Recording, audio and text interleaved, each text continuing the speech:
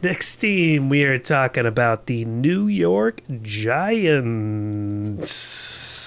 Ooh, they suck. They do suck.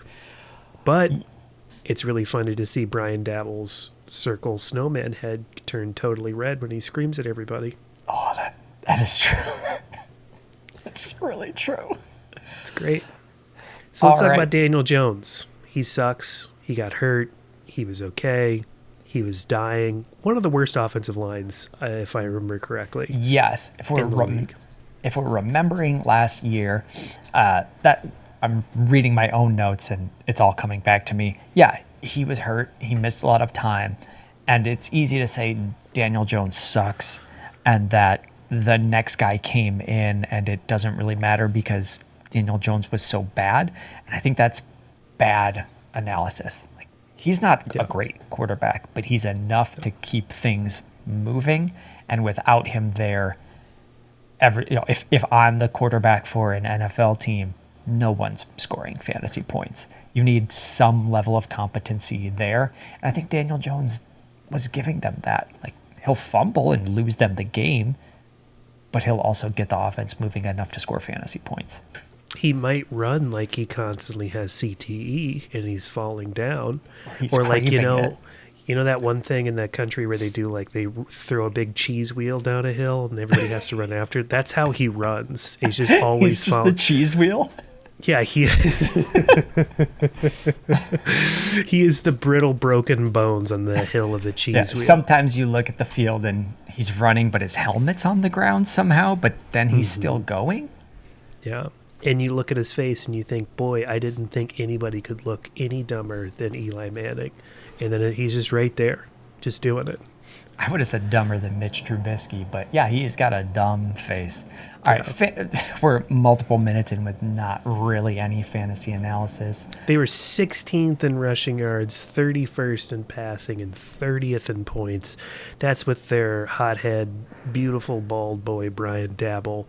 The what we thought was the offensive genius coming from the Bills, but when you don't have an O-line. Yeah, so let's cover both things there. Coaching, no changes. Mike Kafka, Brian Daboll.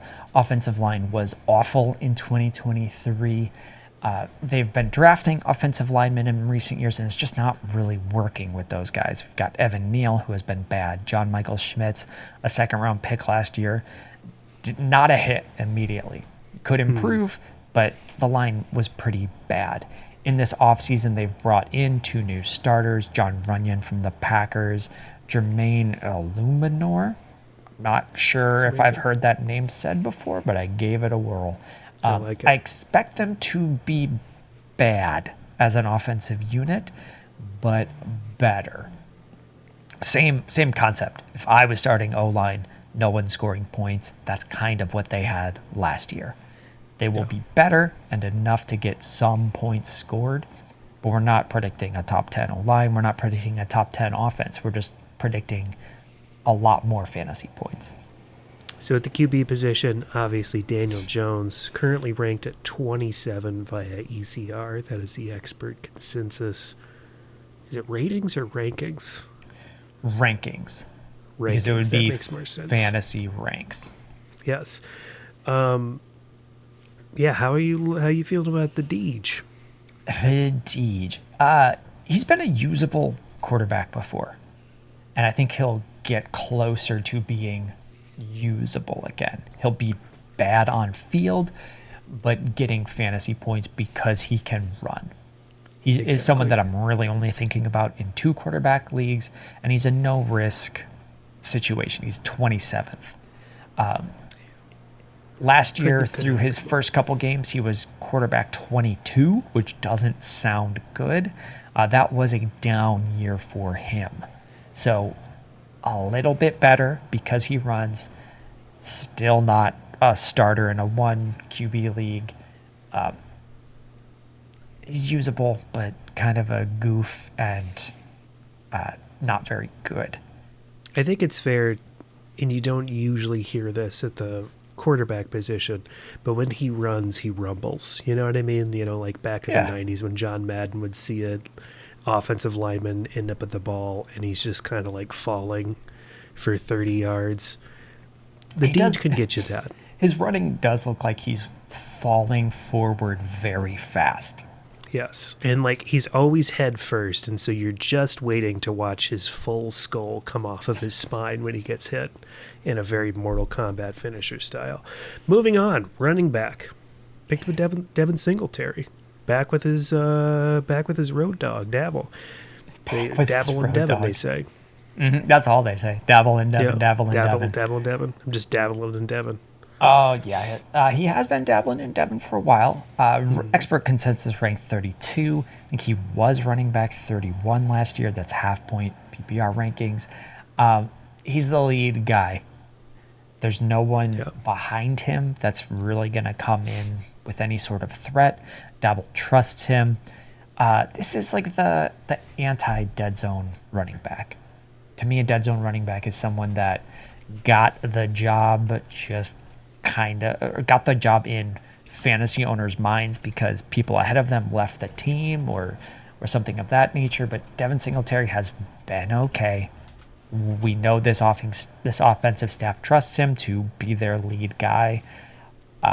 He's just not amazing, and the team's not amazing.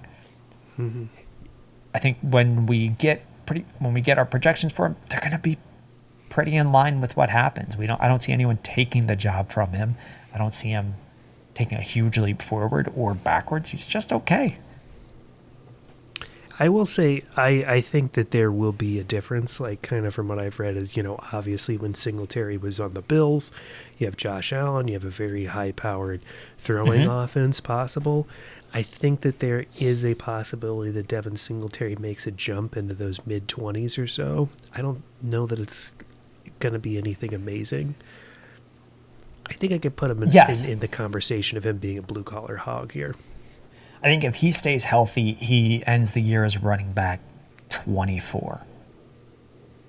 20. Which, that sort of range. As I said aloud, mid-20s, it's not going to really be doing a whole lot for you. But, bye-week situation, maybe you got some Devin in your life, hit that dabble in some Devin, if you know what I'm saying.